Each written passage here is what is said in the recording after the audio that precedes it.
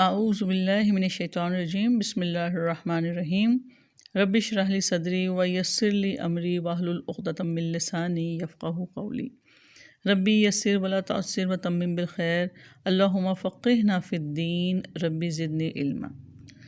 سورۃ البقرہ آیت 124 لفظی ترجمہ۔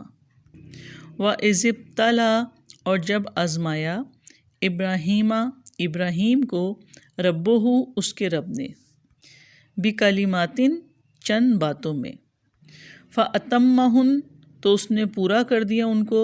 قال اللہ تعالیٰ نے فرمایا انی یقیناً میں جاعلک بنانے والا ہوں تمہیں للناس سب لوگوں کا امام۔ قال اس نے کہا ومن ذریاتی اور میری اولاد میں سے بھی۔ قال اللہ تعالیٰ نے فرمایا لا نہیں ینالو پہنچتا عہدی میرا عہد الظالمین ظالموں کو۔ با محاورہ ترجمہ۔ اور جب ابراہیم کو اس کے رب نے چند باتوں میں آزمایا تو اس نے ان سب کو پورا کر دیا۔ اللہ تعالیٰ نے فرمایا یقیناً میں تمہیں سب لوگوں کے لیے امام بنانے والا ہوں۔ ابراہیم نے کہا اور میری اولاد میں سے بھی۔ اللہ تعالیٰ نے فرمایا میرا عہد ظالموں کو نہیں پہنچتا۔ اللہ تعالیٰ نے اس آیت میں حضرت ابراہیم علیہ السلام کے بارے میں خبر دی جن کو اہل کتاب اور مشرکین مکہ سب اپنا پیشوا مانتے تھے اور ان سے نسبت کو اپنے لیے اعزاز سمجھتے تھے۔ اور جیسا پہلے بھی آپ کو بتایا گیا کہ حضرت ابراہیم علیہ السلام کی نسل سے دو شاخیں نکلیں، ایک بنی اسماعیل اور دوسری بنی اسرائیل۔ حضرت ابراہیم علیہ السلام کی زوجہ محترمہ حضرت ہاجرہ سے حضرت اسماعیل علیہ السلام پیدا ہوئے جو بڑے تھے، جبکہ دوسری بیوی حضرت سارہ سے حضرت اسحاق علیہ السلام پیدا ہوئے اور ان کے بیٹے یعقوب علیہ السلام تھے جن کا لقب اسرائیل تھا۔ ان کے 12 بیٹوں سے بنی اسرائیل کے 12 قبیلے وجود میں آئے۔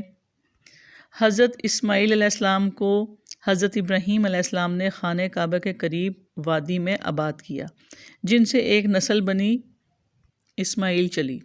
حضرت ابراہیم کے بعد حضرت اسماعیل کو نبوت تو ملی لیکن اس کے بعد تقریباً 3000 سال کا فاصلہ ہو گیا، اور اس 3000 سال کے دوران اس شاخ میں کوئی نبوت نہیں آئی۔ نبوت کا سلسلہ دوسری شاخ میں چلا۔ حضرت اسحاق علیہ السلام کے بیٹے حضرت یعقوب اور ان کے بیٹے حضرت یوسف علیہ السلام سب نبی تھے۔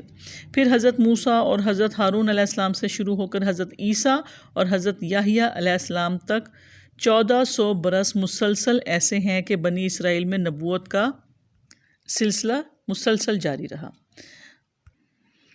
تو حضرت اسماعیل علیہ السلام کے بعد بنی اسماعیل میں نبوت کا سلسلہ منقطع رہا، یہاں تک کہ تقریباً 3000 سال بعد محمد عربی صلی اللہ علیہ وآلہ وسلم کی بعثت ہوئی، اور آپ صلی اللہ علیہ وسلم کی بعثت کے بعد امامت جو تھی وہ سابقہ امت مسلمہ بنی اسرائیل سے موجودہ امت مسلمہ کو منتقل ہو گئی۔ تو اس امامت کی منتقلی کے وقت بنی اسرائیل سے خطاب کرتے ہوئے ان کے اور بنی اسماعیل کے درمیان جو قدر مشترک تھی اس کا تذکرہ کیا جا رہا ہے اس آیت میں، تاکہ ان کے لیے بات کا سمجھنا آسان ہو جائے۔ انہیں بتایا جا رہا ہے کہ تمہارے جد امجد بھی ابراہیم علیہ السلام ہی تھے اور یہ دوسری نسل بھی ابراہیم علیہ السلام ہی کی ہے، اور بنی اسرائیل چونکہ امامت کو اپنا حق سمجھتی تھی تو انہیں بتایا جا رہا ہے کہ امامت نسلی نہیں چلتی، حضرت ابراہیم کی طرح قربانیاں اور آزمائشیں دینی پڑتی ہیں۔ اسی لیے اللہ تعالیٰ نے فرمایا وَإِذِ ابْتَلَىٰ إِبْرَاهِيمَ رَبُّهُ بِكَلِمَاتٍ فَأَتَمَّهُنَّ اور جب ابراہیم کو اس کے رب نے چند باتوں میں آزمایا تو اس نے ان سب کو پورا کر دیا۔ قرآن میں حضرت ابراہیم علیہ السلام کا تذکرہ 25 بار آیا ہے اور یہاں پہلی دفعہ ہو رہا ہے۔ حضرت ابراہیم علیہ السلام کی آزمائشیں کون کون سی تھیں؟ گھر بار چھوڑنا پڑا، نمرود کے دربار میں حق بات کے پیش کرنے کی پاداش میں آگ میں پھینکوا دیا گیا، بیوی اور شیرخوار بچے کو رب کے حکم سے ویرانے میں چھوڑنا پڑا، پھر اپنے بیٹے کو ذبح کرنے کا حکم ملا، اور حضرت ابراہیم علیہ السلام ساری آزمائشوں میں ایسے پورے اترے کہ خود اللہ تعالیٰ نے سورہ نجم کی آیت نمبر 37 میں تعریف فرمائی وَإِبْرَاهِيمَ الَّذِي وَفَّى، اور ابراہیم تو وہ ہے جس نے وفا کا حق ادا کر دیا۔ تو بڑی آزمائش پہ بڑی ڈگری۔ اللہ تعالیٰ نے ان امتحانوں کے نتیجے میں آپ کو دنیا و جہان کا امام بنا دیا اور آئندہ قیامت تک کے لیے سلسلہ نبوت کو حضرت ابراہیم علیہ السلام کی اولاد سے منسلک کر دیا، اور دنیا کے اکثر و بیشتر مذاہب اپنے مذہب کی آپ کی طرف نسبت کرنا باعث عزت و افتخار سمجھتے ہیں۔ فرمایا قال انی جاعلک للناس اماما، یقیناً میں تمہیں سب لوگوں کے لیے امام بنانے والا ہوں۔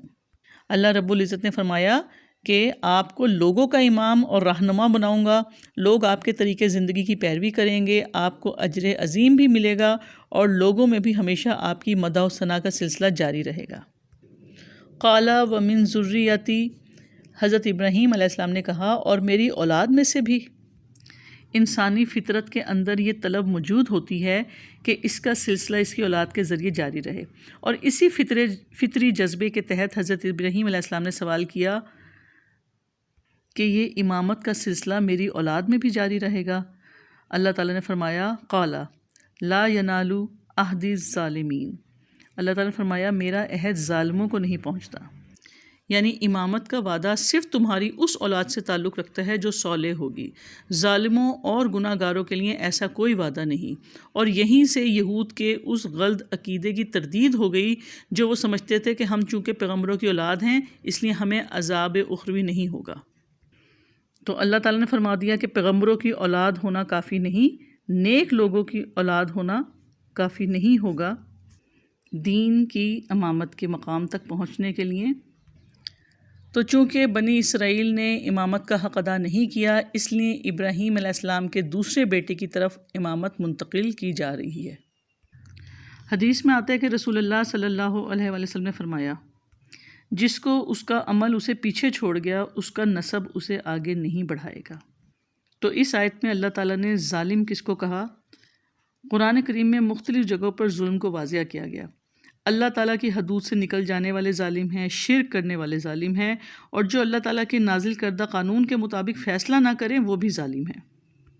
اللہ تعالیٰ کی طرف سے آنے والی گواہی کو چھپانے والے ظالم ہیں، اور رب کی نصیحت سے منہ پھیرنے والے ظالم ہیں۔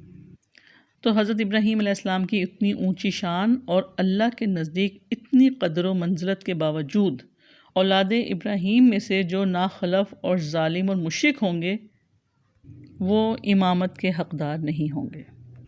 سبحانک اللہم بحمدک نشہد ان لا الہ الا انت نستغفرک ونتوب الیک۔ السلام علیکم ورحمۃ اللہ وبرکاتہ۔